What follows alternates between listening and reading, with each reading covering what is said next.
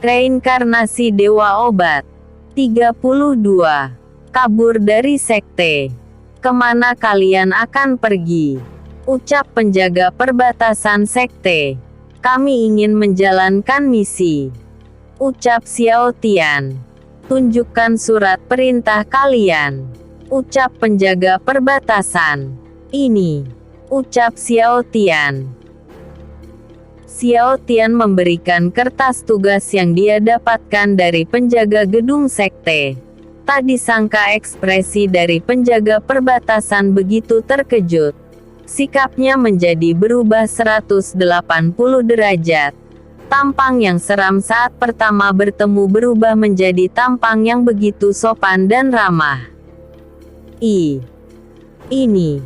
Maaf karena mengganggu perjalanan kalian. Silahkan lanjutkan perjalanan, semoga sukses dalam misi kalian. Ucap penjaga itu dengan senyuman. Baiklah, tak masalah. Sampai jumpa paman. Wilayah murid luar tingkat 3. Panggil dia kemari. Ucap Chunku. Semua anak buah Chunku masuk ke dalam kamar Xiao Tian tapi tak menemukan siapapun. Lapor ketua, di dalam tak ada satu orang pun. Jangankan orang, barang-barangnya pun tidak ada. Ucap salah satu anak buah Chunku.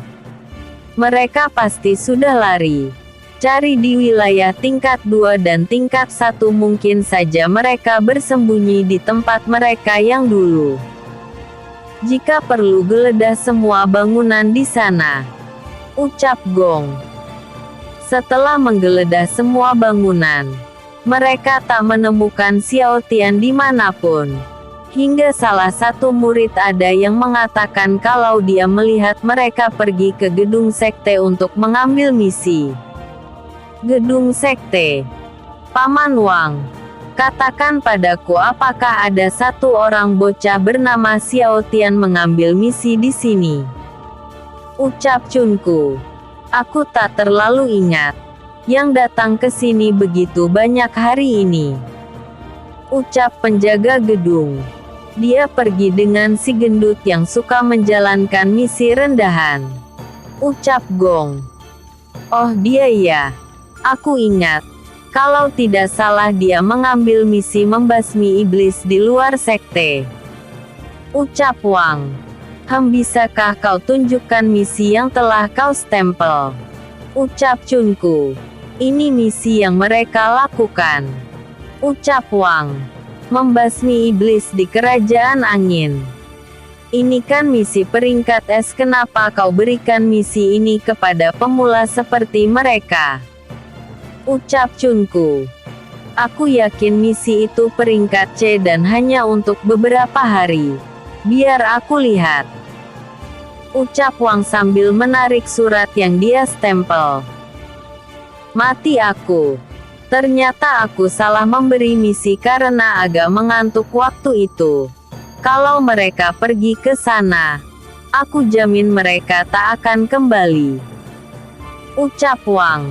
Ketua, apakah kita sudahi saja ini? Mereka mungkin sudah mati jika pergi ke sana. Ucap Gong. Benar-benar menyebalkan. Aku tak suka melepaskan mangsaku begitu saja. Siapa tahu dia mengambil misi ini hanya untuk kabur dariku. Dia hanya ingin keluar sekte dan menyelamatkan diri tanpa menuntaskan misi. Ucap Chunku. Benar juga, kenapa aku tak kepikiran ya? Lalu apa yang harus kita lakukan? Ucap Gong. Buat poster buronan dengan wajah mereka bertiga. Dan sebarkan ke semua desa dan kerajaan terdekat. Kalau dia sudah mendengar kabar kematiannya, aku akan puas. Tak ada yang bisa hidup setelah menyebutku sebagai pecundang. Ucap Chunku. Baik ketua. Ucap Gong. Klebebe Chunku menusuk Gong dengan pedangnya. Ketua, apa maksudmu? Kenapa kau? Sebelum menyelesaikan kalimatnya, Gong yang masih terluka parah karena Xiao Tian ditambah tusukan pedang beracun dari Chunku, dia tewas seketika. Bukankah sudah kubilang tak ada yang bisa hidup setelah menyebutku pecundang? Meski kau hanya mengulangi kata-katanya secara tak langsung, kau juga menyebutku sebagai pecundang. Ingatlah, jika kalian tak ingin bernasib sama sepertinya, jangan pernah mengatakan hal tabu itu di hadapanku lagi. Kalian mengerti? Ucap Chunku. Kami mengerti. Ucap para anak buah Chunku. Paman Wang, anggap saja kau tak melihat kejadian ini ya. Ucap Chunku. Tenang saja, aku orangnya pelupa. Ucap Wang. Bagus sekali, aku memang bisa mengandalkan paman. Ucap Chunku. Seperti yang diharapkan dari anak orang yang berpengaruh, memperlakukan nyawa manusia seperti nyawa serangga. Pikir Wang. Semuanya cepat pergi keluar sekte dan sebarkan poster mereka. Kalau penjaga gerbang menghalangi kalian, tunjukkan lencana ini. Ucap Chunku sambil melempar lencana. Xiao Tian, tunggu saja ajalmu. Ucap Chunku. Di luar sekte. Hacu. Apa aku kena flu ya? Aku sering bersin belakangan ini. Ucap Xiao Tian. Bos, kemana kita akan pergi? Ucap si gendut. Tentu saja jalan lurus menuju misi kita. Hahaha. Ucap Xiao Tian. Ketua, bisakah kulihat kertas misinya? Ucap Suyan. Ini, lihat saja. Ucap Xiao Tian sambil memberi kertas misi. Di belakangnya ada peta, jangan sampal hilang ya. Ucap Xiao Tian. Setelah membaca misinya, seketika Suyan menggigil ketakutan. Wajahnya membiru seakan dia mau mati. Hei, kenapa kau diam saja? Sini, aku juga ingin lihat. Ucap si gendut. Setelah membaca surat misi, si gendut langsung pingsan. Sebenarnya ada apa dengan kalian? Ucap Xiao Tian yang tak mengerti misi macam apa yang telah dia ambil. Karena mereka berdua tak merespon, Xiao Tian memukul kepala mereka. Buk, woi, kenapa malah diam? Dan kau gendut, kenapa malah pingsan? Teriak Xiao Tian. Ketua, ini misi tingkat S. Kita tak boleh ke sana. Kita kabur saja dan cari tempat aman. Ucap Suyan. Memangnya ada tempat aman? Kita kan jauh dari kerajaanmu. Bahkan untuk ke kerajaanku saja perlu 7 hari dengan berjalan kaki. Ucap Xiao Tian. Setidaknya itu aman. Kerajaanku sangat jauh dari sini, hingga 1 bulan untuk ke sana dengan jalan kaki. Jadi diputuskan kita ke kerajaanmu saja, Ketua. Ucap Suyan. Baiklah, kita pergi ke kerajaanku lebih dulu. Toh memang kita harus lewat sana agar mencapai kerajaan angin. Ucap Xiao Tian. Haha, kau ini bercanda ya? Kalau sudah sampai di kerajaanmu, kita pasti aman. Tak perlu takut lagi diburu para keparat itu. Ucap Suyan. Benar bos, tolong pikirkan lagi. Ucap si gendut. Ya sudah, kalau tak mau ikut kalian bisa pergi tanpaku. Ucap Xiao Tian. Tunggu bos, jangan tinggalkan kami di hutan. Tanpa peta kami bisa tersesat. Ucap si gendut. Ketua berjanji tak akan ribut lagi, jadi biarkan kami ikut. Ucap Suyan. Hei Suyan, apa kau yakin? Bisik si gendut. Tenang saja. Kita pura-pura saja dulu. Setelah sampai di kerajaannya kita akan aman dan tak perlu ikut dialog. Bisik Suyan. Apa yang sedang kalian bicarakan? Ucap Xiao Tian. Tidak ada kok, benarkan Suyan. Ucap si gendut. Iya, tidak ada kok. Ini hanya obrolan seorang teman. Ucap si Suyan. Sejak kapan kalian jadi seakrab ini? Ucap Xiao Tian. Sejak kami memiliki pemimpin yang sama. Ucap si gendut. Terserah kalian saja. Ayo lanjutkan perjalanan. Kita membuang banyak waktu gara-gara kalian. Kalau tidak mereka menyusul nanti. Ucap Xiao Tian. Baik. Ucap si gendut dan Suyan. 33.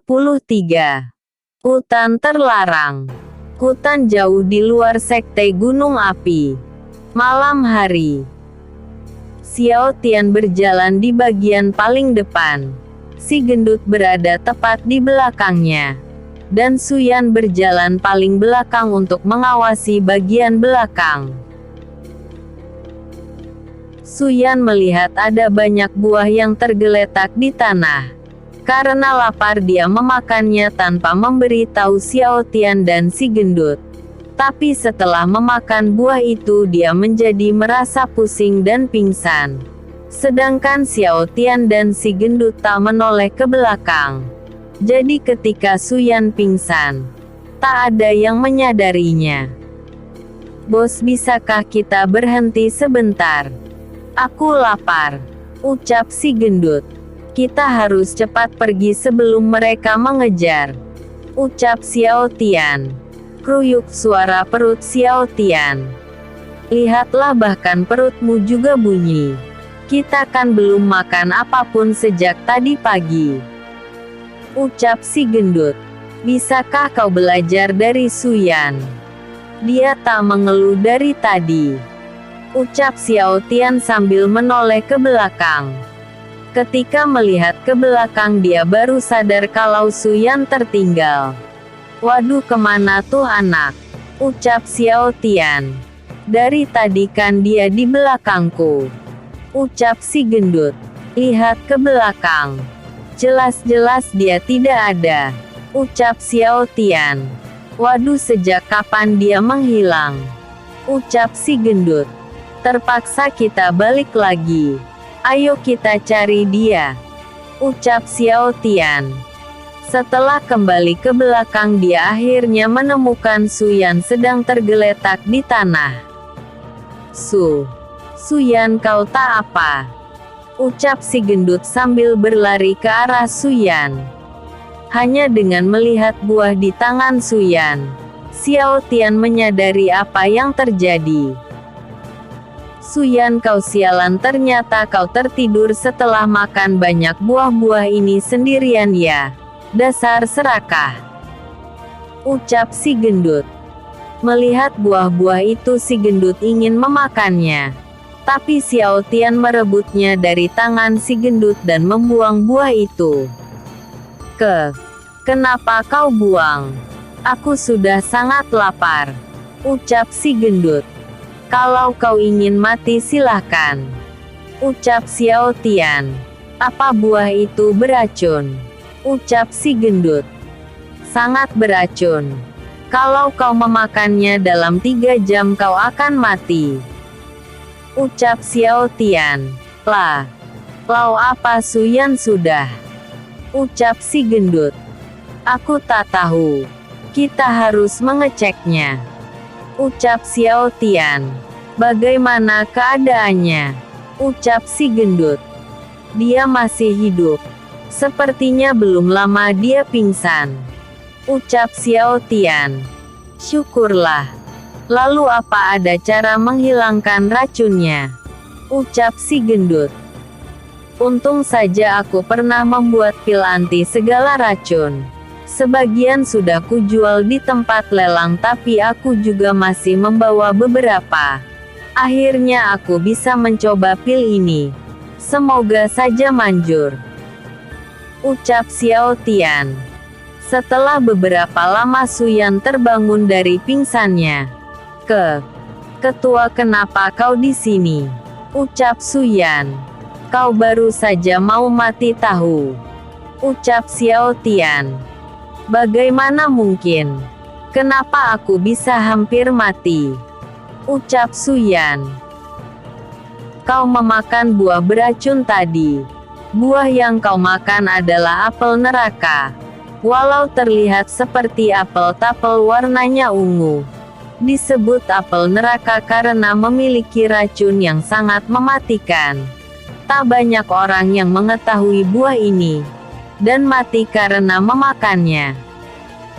Kau beruntung karena aku memiliki obat penawar dari racun buah ini, ucap Xiao Tian. Terima kasih ketua, ucap Su Yan. Lain kali kalau menemukan buah katakan dulu padaku. Kau tak bisa makan semua buah yang kau lihat. Buah yang terlihat lezat belum tentu enak. Bisa saja itu beracun seperti tadi. Tapi kalau kau mau mati ya sudah. Aku tak akan menyelamatkanmu untuk kedua kalinya, ucap Xiao Tian. Ketua, aku berjanji. Jadi jangan tinggalkan aku. Ucap Su Yan. Ya sudah, kita cari makanan dulu. Meski kau sudah pulih, kita belum makan apapun. Aku juga sudah lapar, ucap Xiao Tian. Akhirnya makanan, teriak si gendut. Hel, aku tahu kau lapar. Tak perlu berteriak, ucap Xiao Tian. Bos, lihat itu. Itu adalah kelinci lar. Ada 5 ekor. Kita bisa memakannya, ucap si gendut sambil menunjuk ke arah para kelinci. Wah, ternyata benar-benar ada. Tajam juga matamu gendut, ucap Xiao Tian. Ketika Xiao Tian melangkahkan kaki ke arah kelinci, para kelinci tiba-tiba berlari menyebar, dan terdengar suara misterius. Suasana menjadi mencekam karena suara itu terdengar begitu menakutkan. Roar, apa yang kalian lakukan di sini manusia? Menjauhlah dari hutanku atau kau akan mati. Ini adalah wilayah kekuasaanku. Tak ada yang boleh berburu atau merusak hutan ini, ucap suara misterius yang menakutkan. Sial, suara apa itu? Aku merinding, ucap si gendut. Ini adalah hutan iblis naga. Tak ada manusia yang boleh di sini. Kalau ingin hidup, pergilah dari sini, ucap suara misterius yang menakutkan.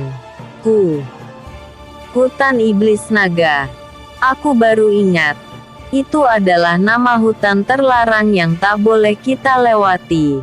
Aku tak tahu kalau kita malah melewatinya, ucap Su Yan. Hei, apa di peta tak tertulis? Ucap si gendut. Oh, di peta memang ada. Coba lihat ini, ucap Xiao Tian sambil menunjukkan petanya. Dasar, kenapa kau malah membawa kami kemari? Ini kan jalan yang salah.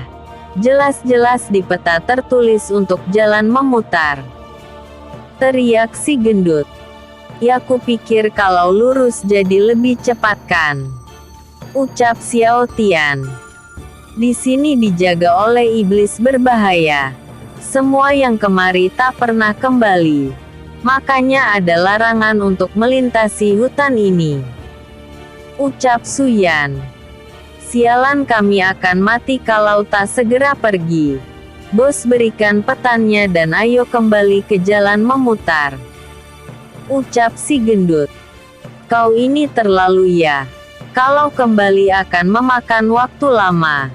Dan juga kita bisa disergap para bawahan Cunku, ucap Xiao Tian. Tuan Iblis, tolong biarkan kami lewat ya, ucap Su Yan. Kalian harus kembali. Tak boleh jalan lurus. Atau kalian ingin mati, ucap suara misterius. Ampun, jangan bunuh aku. Bunuh saja mereka. Aku tak ingin mati, ucap Su Yan. Hei Sun Long, apakah kau tahu lokasi iblis itu? Ucap Xiao Tian lewat telepati. Aku tak merasakan hawa iblis sedikit pun. Sepertinya itu hanyalah kerjaan manusia. Ucap Sun Long. Apa kau yakin? Ucap Xiao Tian lewat telepati. Sialan, kalau begitu aku harus meminta bantuan Dewa Petir. Dia paling hebat kalau melacak orang. Ucap Xiao Tian lewat telepati. Lalu di mana dia? Sejak tadi aku tak melihatnya. Ucap Sun Long. Woi Dewa Petir, di mana kau? Teriak Xiao Tian. Bos, kenapa kau malah berteriak memanggil Dewa Petir? Dia bukan dewa. Dia adalah iblis penjaga hutan ini. Ucap si gendut. Tak lama kemudian Dewa Petir muncul di hadapan Xiao Tian. Berisik. Kau ini mengganggu waktu santaiku. Ucap Dewa Petir. Kemana saja kau? Ucap Xiao Tian lewat telepati. Aku habis dari surga. Istriku memanggilku. Lagi pula kau kan sudah punya penjaga lain. Ucap Dewa Petir. Apa maksudmu? Ucap Xiao Tian lewat telepati. Bukankah kau bekerja sama dengan Kaisar Iblis? Ucap Dewa Petir. Bagaimana kau tahu? Ucap Xiao Tian lewat telepati. Itu mudah. Aku tahu sejak kau diserang iblis setengah naga waktu itu. Dan bahkan aku tak bisa membaca pikiranmu pasti karena dia kan.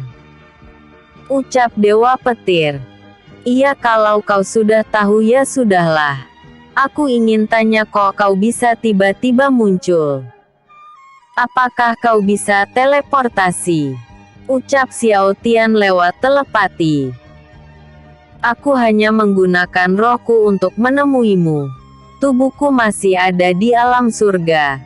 Ya, anggap saja teleportasi.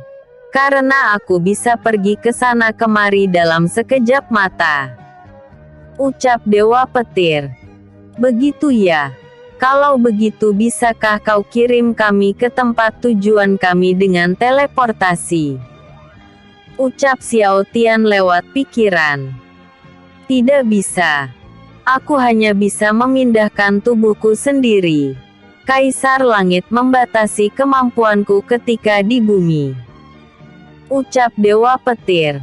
Begitu ya. Ucap Xiao Tian. Apa yang begitu ya? Beraninya kau melamun saat aku memperingatimu. Lakukanlah seperti kedua anak buahmu.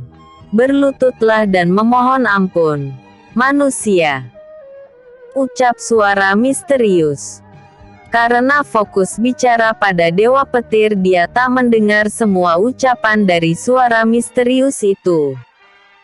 Bos, apa yang kau lakukan? Berlututlah atau kau akan bernasib seperti orang-orang yang tak bisa kembali. Ucap si gendut. Hei Dewa Petir, apa kau tahu di mana asal dari suara itu? Ucap Xiao Tian. Oh, dia ada di balik pohon besar itu. Dia menggunakan item sihir untuk merubah suaranya. Ucap Dewa Petir. Hahaha. Bersiaplah iblis. Kau akan aku habisi. Teriak Xiao Tian. Berani sekali kau menantangku. Ucap suara misterius. Xiao Tian berlari memutar menuju sumber suara agar tak ketahuan. Saat dia memeriksa sumber suara, ternyata dari tadi dia sedang dikerjai oleh seorang bocah berumur sekitar 5 tahun. Kemanapun kau mencoba lari, kau tak akan bisa pergi. Ucap suara misterius. Buk. Xiao Tian memukul bocah itu dan menarik baju belakangnya. Dia mengangkatnya dengan satu tangan dan membuatnya bergelantungan karena bajunya dia tarik ke atas. Xiao Tian membawa bocah itu menghadap Su Yan dan si gendut. Hei, turunkan aku. Beraninya kau berbuat hal tak sopan pada penguasa hutan ini, ucap bocah itu. Suyan dan si gendut yang sedang bersujud mengangkat kepalanya dan kaget setelah melihat Xiao Tian sedang mengangkat seorang bocah. Kenapa kalian lihat-lihat? Berdirilah dan bantu aku lepas dari manusia terkutuk ini, ucap bocah dengan suara yang misterius. Apa dari tadi kita dikerjai bocah itu? Ucap Suyan. Xiao Tian mengambil item sihir milik bocah itu lalu melepaskan bajunya hingga dia terjatuh dan akhirnya suaranya tak mengerikan lagi. Kembalikan barang berhargaku, teriak bocah itu. Suyan dan si gendut berdiri dan memasang wajah marah ingin memukul bocah itu. Apa yang kalian ingin lakukan? Menjauh dariku, ucap bocah itu. Hei bocah, berani sekali kau ya mempermainkan kami, ucap Suyan. Berhenti memanggilku bocah. Umurku jauh lebih tua darimu, teriak bocah itu. Hei, apa kau masih mau berpura-pura? Ucap si gendut. Kau pikir bocah macam apa yang bisa hidup sendirian di tengah hutan yang dipenuhi binatang buas? Ucap bocah itu. Haha, aku yakin ayahmu bersembunyi di sekitar sini. Sudahlah, aku tak mau mengurusimu. Ayo teman-teman, kita berburu lagi, ucap Xiao Tian. Ya, aku juga sudah sangat lapar, ucap si gendut. Brengsek, berikan item sihirku, ucap bocah itu. Tak lama kemudian orang-orang suruhan Chunku muncul di depan bocah itu dan menjadikannya sandera untuk mengancam Xiao Tian. Siapa kalian? Lepaskan aku. Dasar manusia. Jika kau tak melepaskanku, aku pasti membunuhmu, teriak bocah itu. Hohoho, bocah yang imut. Dia bahkan tak menangis saat dikerumuni orang-orang bersenjata, ucap salah satu anak buah Chunku. Hei kalian, berhentilah dan tolong aku, ucap bocah itu. Maaf, aku tak akan percaya padamu. Paling mereka hanyalah kelompokmu yang sedang bersandiwara, ucap Xiao Tian. Hahaha, sudah kuduga seorang bocah tak mungkin sendirian di tengah hutan, ucap si gendut. Kami benar-benar akan membunuh anak ini loh, ucap orang-orang itu. Melihat bocah itu berdarah di bagian leher karena tersayat pedang yang menempel di lehernya, Xiao Tian tak bisa menahan diri dan melempar jarum-jarum akupunturnya hingga membuat orang itu tak bergerak. Dengan cekatan Xiao Tian menghilang dari pandangan mereka dan menghajar pria yang menyandera bocah itu. Aku tak peduli kalian sedang berakting atau benar-benar penjahat, tapi aku tak tahan melihat kalian melukai bocah 5 tahun hanya demi uang, ucap Xiao Tian. Hahaha, jangankan bocah ini, kami bahkan rela menghancurkan desa jika dibayar banyak. Jadi Xiao Tian, terima saja nasibmu, ucap orang itu. Bagaimana kau tahu namaku? Ucap Xiao Tian. Aku adalah pemimpin kelompok D. Namaku Zheng Lin. Kami adalah kelompok khusus yang menjadi bayangan hitam Tuan Chunku, ucap Zheng Lin. Hahaha, jadi kalian suruhannya ya, ucap Xiao Tian. Aku tak menyangka kau mengambil jalur ini. Padahal ini jalur terlarang. Syukurlah kami kebetulan lewat. Semua orang sudah menyebar. Tak peduli kau lari kemanapun, pasti akan kami temukan, ucap Zheng Li. Begitu ya. Sayang sekali Chunku terlalu meremehkanku karena mengirim orang lemah seperti kalian, ucap Xiao Tian. Beraninya kau berkata seperti itu, ucap Zheng Lin. Zheng Lin dan pasukannya yang tersisa menyerbu Xiao Tian dan berusaha menebasnya. Tapi Xiao Tian mengalahkan mereka dengan mudah. Bagaimana mungkin? Kupikir kau hanya petarung perunggu bintang 6, ucap Zheng Lin. Sayangnya kau salah info.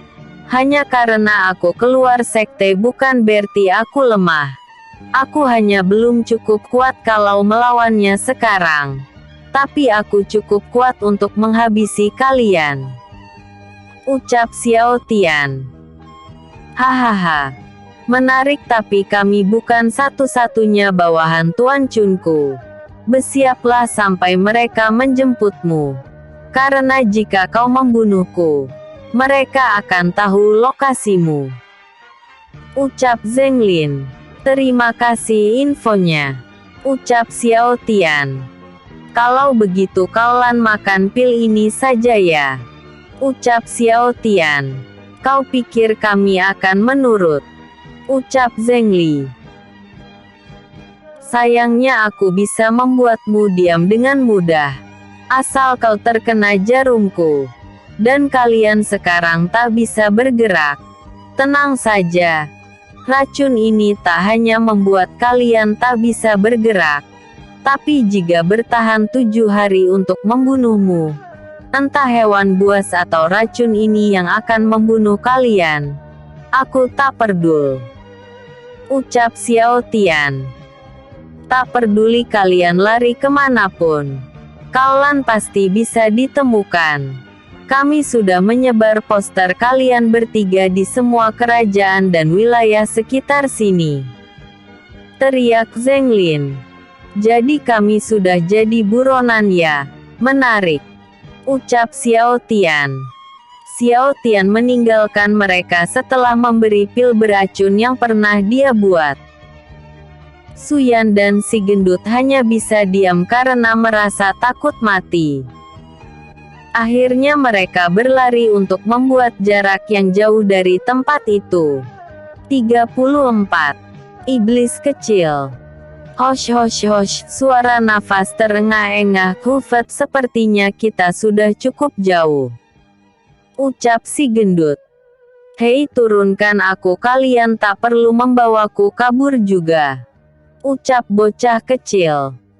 Hel bocah, kalau kau kutinggalkan di sana, aku takut kau bisa tertangkap oleh kelompok mereka, ucap Suyan. Sebenarnya aku tak suka membawa beban, tapi aku lebih tak suka kalau meninggalkan orang yang membutuhkan, ucap Xiao Tian. Bos, mereka telah menyebar poster buronan. Bagaimana ini? Ucap si gendut. Kau tak perlu memikirkan itu. Mereka hanya menggali kuburan mereka sendiri. Jika poster itu sampai di kerajaan petir, mereka pasti habis. Yang perlu kita lakukan sekarang adalah mencari makanan, ucap Xiao Tian. Kau salah, yang benar lepaskan aku, ucap bocah itu. Hei bocah, siapa namamu? Ucap Xiao Tian. Aku adalah seorang iblis. Berhenti memanggilku bocah. Namaku adalah Raja Iblis Kaibo. Kalian harus takut padaku, ucap bocah itu. Haha. Berhenti bercanda, seorang Raja Iblis bisa dilukai sekumpulan manusia lemah. Kalau kau Raja Iblis, maka aku adalah Kaisar Iblis. Berhenti berbohong.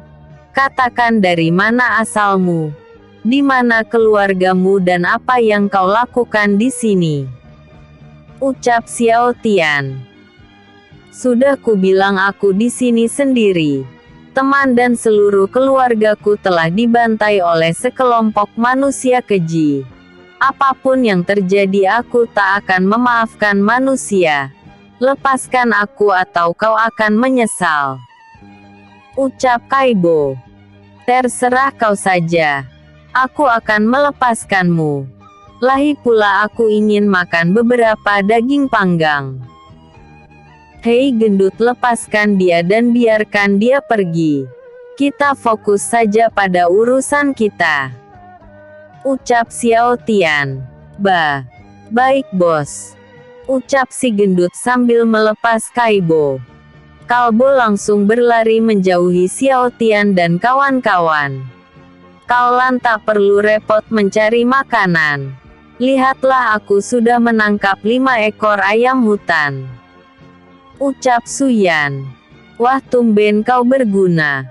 Berikan padaku biar ku masak. Ucap si gendut. Biar aku saja yang masak. Aku ingin mencoba hal baru. Ucap Xiao Tian. Memangnya mau diapakan? Di sini kan tak ada air, tidak mungkin merebusnya kan? Ucap si gendut.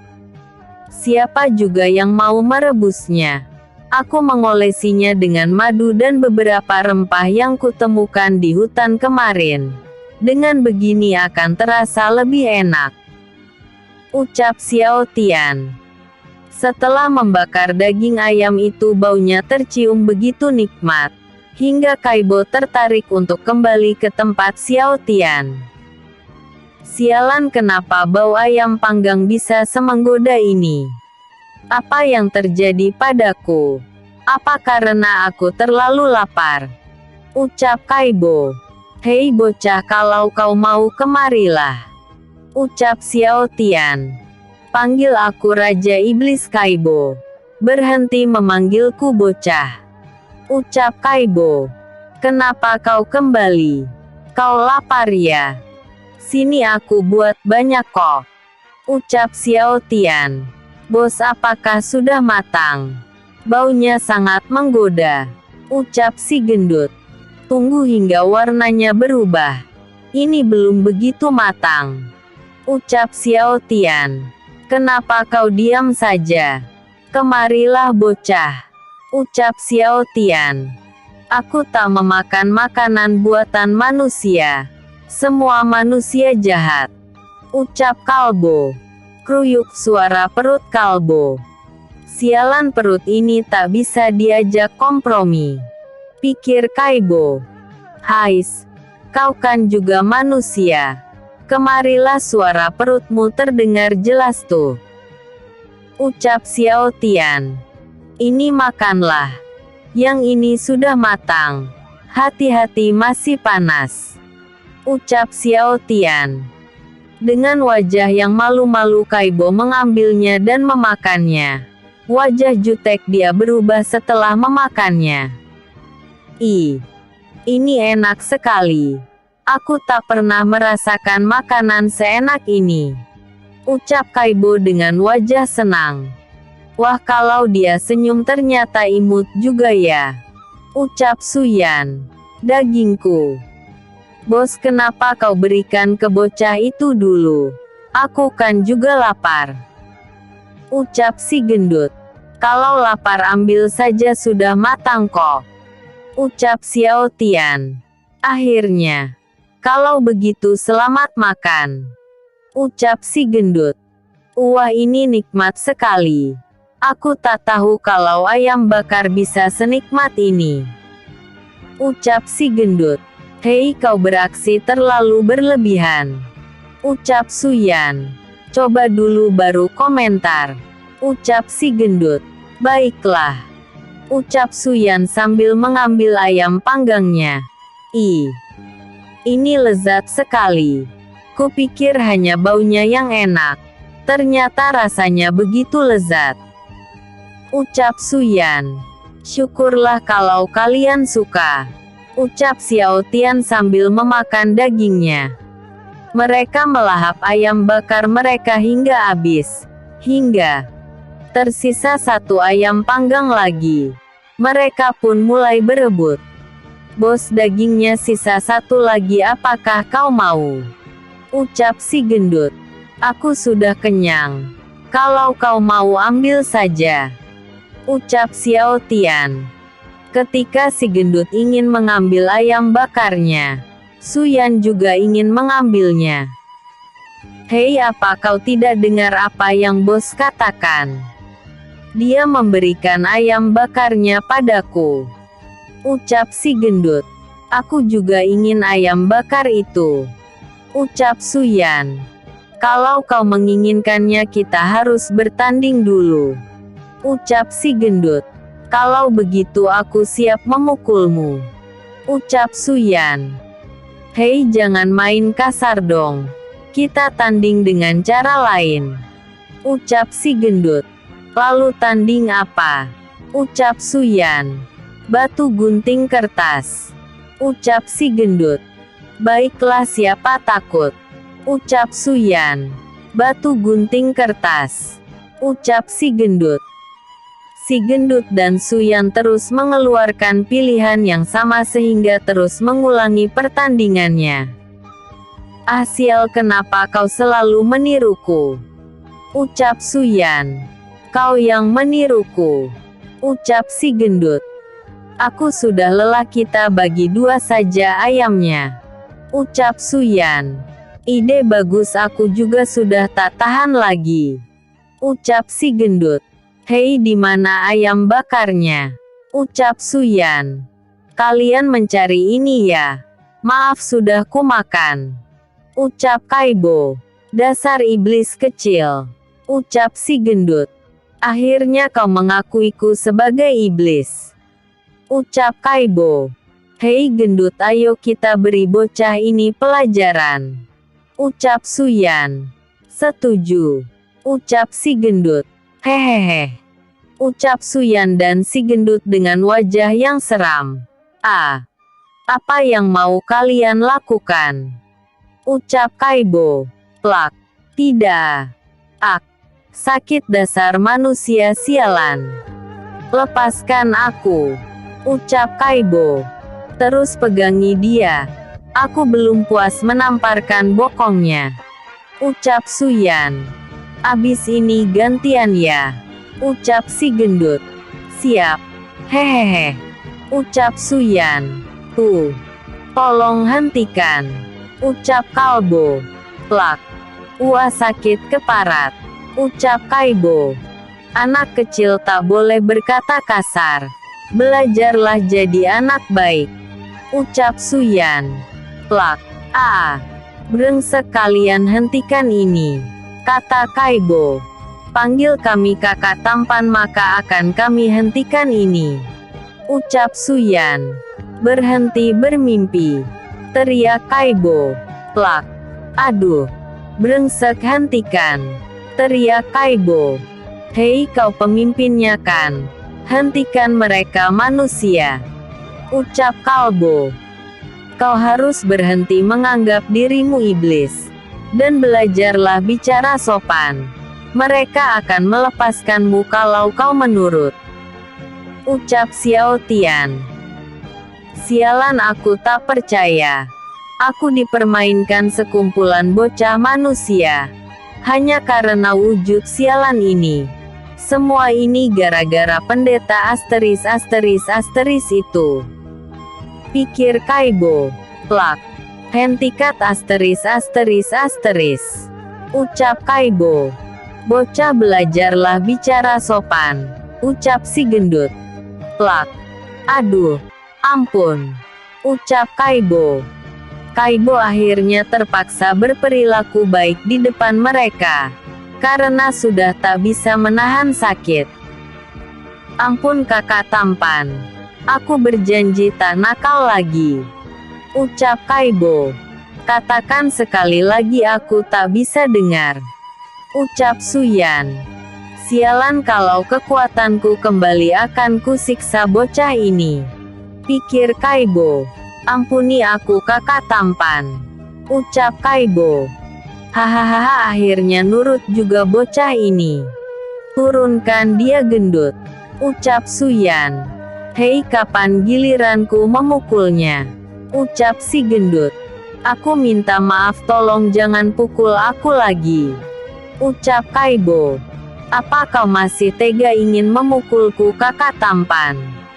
Ucap Kaibo dengan wajah super imut. Sialan dia. Imut sekali. Kakak tampan akan memaafkanmu, sini kakak gendong. Ucap si gendut.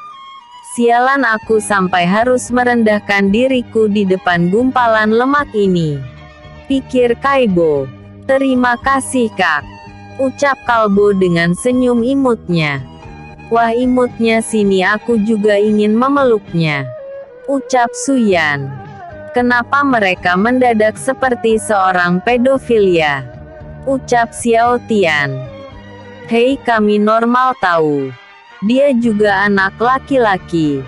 Kami hanya terpesona melihat keimutannya sekarang, ucap Suyan. Terserahlah. Ayo kita lanjutkan perjalanan, ucap Xiao Tian. Ayo, ucap si gendut. Kau gendong sama kakak ya, ucap Suyan. Tapi aku ingin kembali ke hutan larangan, ucap Kaibo. Kau kan bilang tak punya keluarga. Ikut ya atau kakak akan memukul pantatmu lagi, ucap Suyan. Sialan, dia mengancamku, pikir Kaibo. Baik, ucap Kaibo. Sialan, kenapa nasibku seperti ini? Setelah dikutuk pendeta malah jadi bahan mainan para manusia. Kenapa Tuhan tak adil padaku? Pikir Kaibo. Bersambung ke episode 35. Pembantai Iblis.